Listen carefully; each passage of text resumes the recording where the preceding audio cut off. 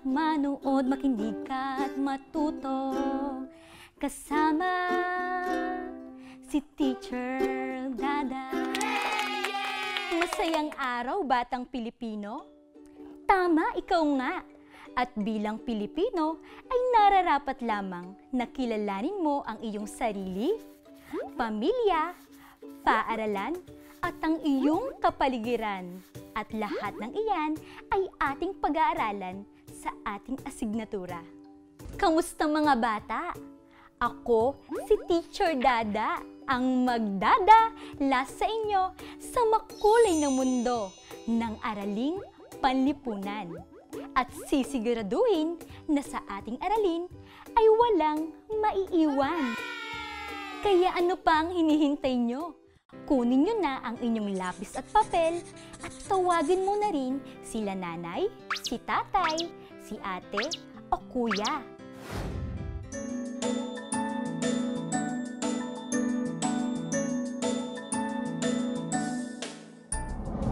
Mga bata, natatandaan nyo pa ba ang napag-usapan natin noong nakaraang leksyon? Tama ka kung ang iyong kasagutan ay ang mga pangyayari sa iyong buhay at ang pagbabago. Ngayong episode na ito, ating tatalakayin muli ang inyong sarili dahil kayo ang bida sa ating mga aralin. Mga bata, may ipapakita ako sa inyo. Ano kaya ang laman ng kahon na ito? Silipin natin. Isang bib? Di ba ito ang nilalagay sa sanggol o sa mga bata sa tuwing kumakain? Upang hindi sila madumihan? Dede? Dito inilalagay ang kanilang gatas. Medyas ng bata at gloves. Ito ay pangprotekta sa kamay at paa ng bata upang maiwasan nilang matusok ang kanilang sarili ng kanilang kuko. Pacifier. Ito ang ginagawang libangan ng mga bata sa kanilang bibig. Mga bata, ginagamit niyo pa ba ang lahat ng mga ito? Hindi nyo na ito maaaring gamitin dahil ito ay gamit ng mga sanggol. Nagamit nyo din ba ito? Aba, syempre mga bata, nagamit nyo na ito noong kayo ay sanggol pa lamang. Teka mga bata, meron pang mga gamit din dito. Isang damit? Sa tingin nyo, maaari nyo na ba itong magamit? May bola pa mga bata. Kaya ba itong laruin ng sanggol? Kayo, kaya nyo na ba itong laruin? Mahusay mga bata. Ang mga ito ay kagamitan na maaari nang magamit ng batang nasa edad na tulad mo. At para mas maunawaan pa natin ang ating aralin, ay may ibabahagi ako sa inyong maikling kwento. Handa na ba kayo sa ating Arpan Kwentuhan? Halika na at maglakbay! Handa na ba kayo mga bata? Tayo nang magkwentuhan. Oras na ng kwentuhan. Maupo na at manood at makinig. Maglakbay at matuto sa Arpan Kwentuhan. Ngayon mga bata, mayroon tayong isang kwento tungkol sa isang bata na dadalo ng kaarawan ng kanyang pinsan. Ngunit, ang kanyang damit ay hindi na niya maisuot. Bakit kaya? Halika at ating alamin kung bakit nga ba hindi na niya maisuot ang kanyang damit. Ngunit bago yan, may kinakailangan tayong tandaan sa pakikinig ng kwento. Una, Umupo ng maayos at komportable. Pangalawa, ang mata ay dito lamang ang tingin. Pangatlo, ang tenga ay makikinig lamang kay teacher. Tatandaan natin yan upang mas maunawaan natin at matandaan ang nilalaman ng kwento. Ang blusa at palda ni Janela. Kwento ni Bernadette A. Agustin. Linggo ng umaga, masayang bumangon si Janela. Kaarawan ngayon ng pinsan niyang si Luna. Nagagalak siyang maisuot ang paborito niyang palda at blusa. Pagkatapos maligo, dali-daling nagtungo siya sa kanyang kabinet upang kunin ang paboritong damit. Nang ito ay kanyang isuot, ay hindi na ito magkasya sa kanya. Naitanong niya sa kanyang nanay kung bakit hindi nakasya sa kanya ang blusa at damit. Ang sabi ng kanyang nanay na si Aling Berta kay Janela, habang ikaw ay lumalaki, maraming nagbabago sa iyo. Nagbabago ang iyong mga gamit at pangangailangan. Nagbabago ang sukat ng iyong mga damit, sapatos, at iba pang sariling gamit.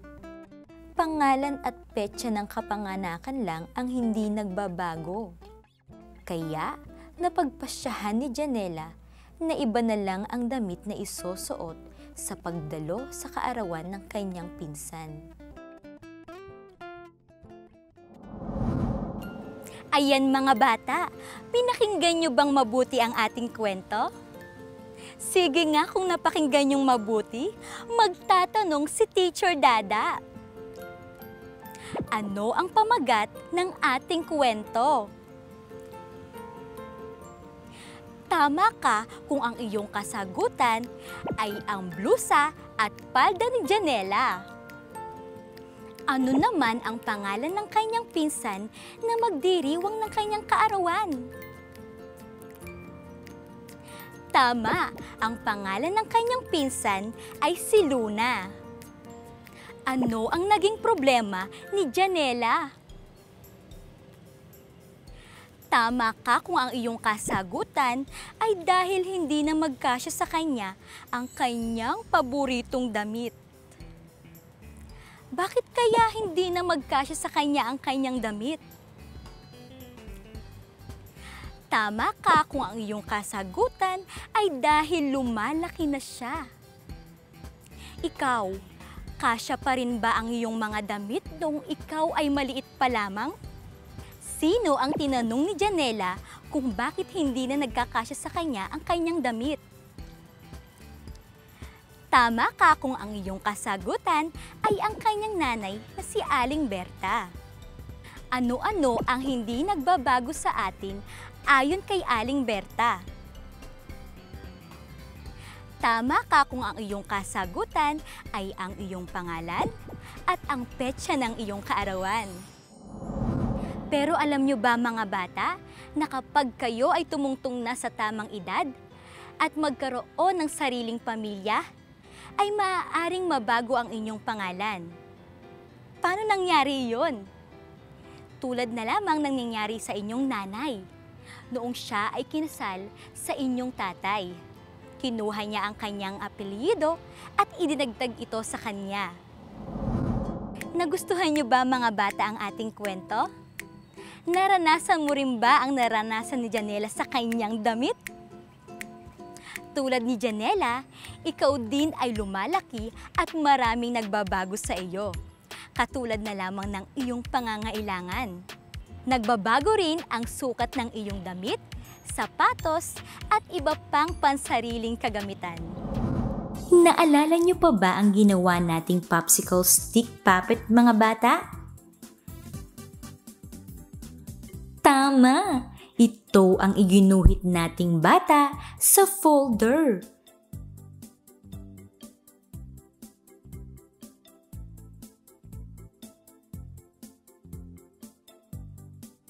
Ang bata na popsicle stick puppet ay hindi lumalaki tulad natin.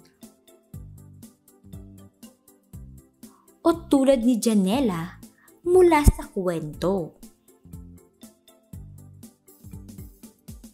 Pero hindi ibig sabihin na hindi natin siya pwedeng bigyan ng bagong damit o porma.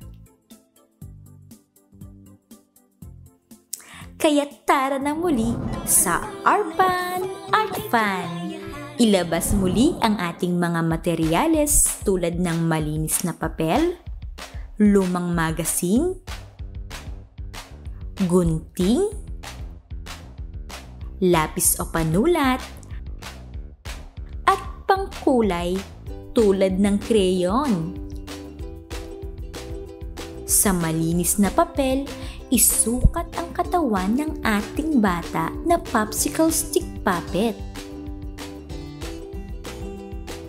Gamit ang lapis o panulat, sundan ang hugis nito.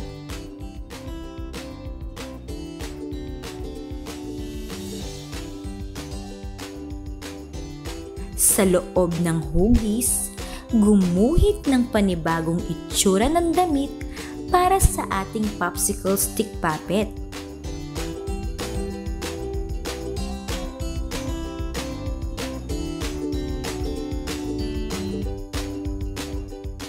Sunod, gumuhit ng dalawang maliit na parihaba sa balikat na parte ng damit, pati sa bewang na bahagi ng damit.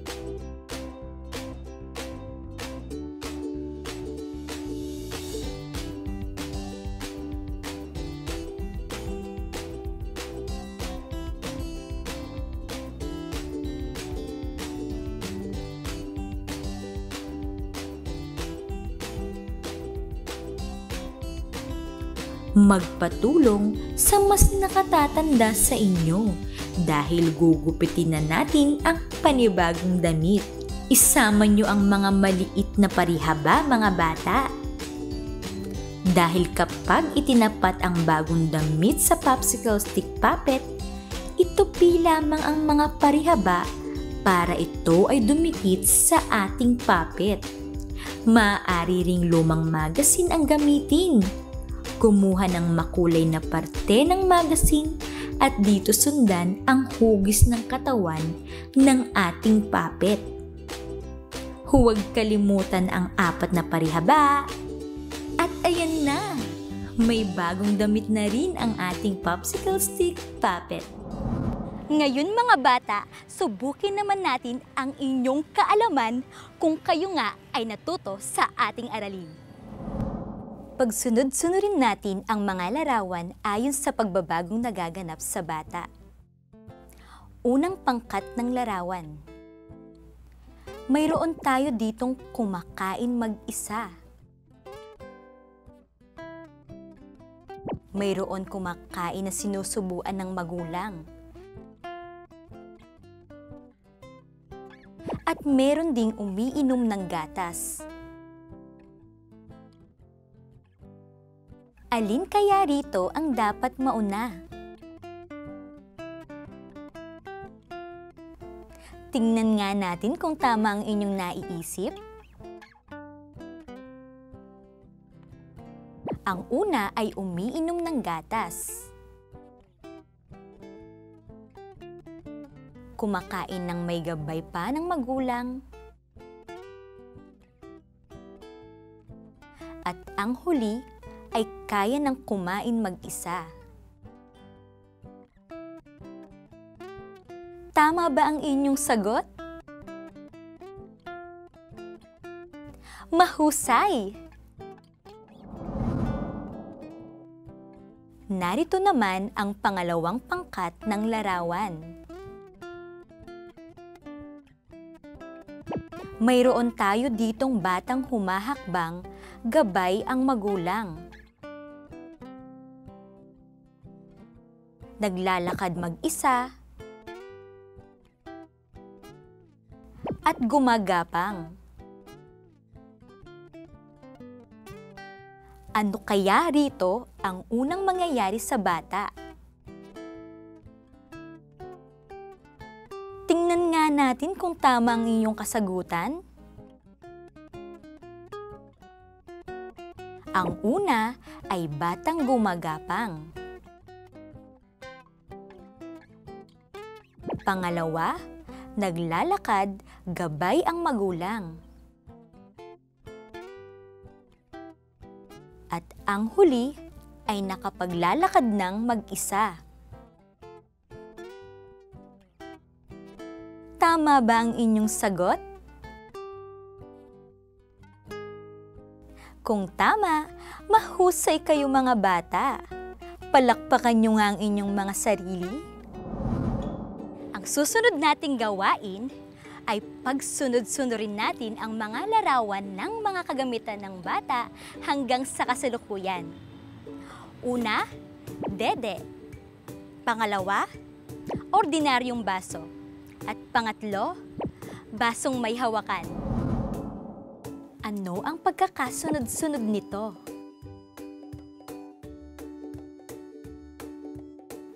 Tingnan nga natin kung tama ang inyong sagot.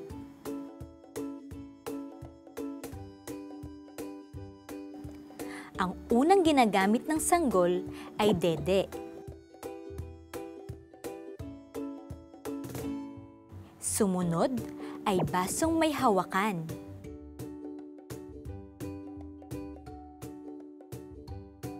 At ang huli naman ay ginagamit ng batang tulad mo, ang ordinaryong baso.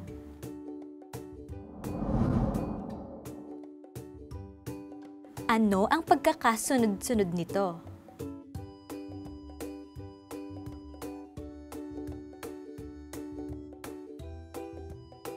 Tingnan nga natin kung tama ang inyong sagot.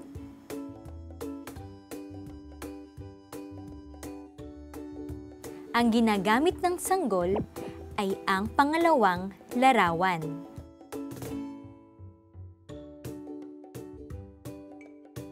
Ang susunod naman ay ang ikatlong larawan. At ang ginagamit naman ng batang tulad mo ay ang unang larawan. Mahusay mga bata! Bigyan nyo nga ng ang galing-galing clap ang mga sarili nyo. 1, 2, 3. 1, 2, 3. Ang galing-galing ko! Muli ako si Teacher Dada, ang inyong gurong gabay. Hanggang sa susunod nating pagkikita, dito lang yan sa DepEd TV at Arpan, kung saan ang ating aralin ay fun at kung saan ikaw ay hindi maiiwan. Paalam mga bata!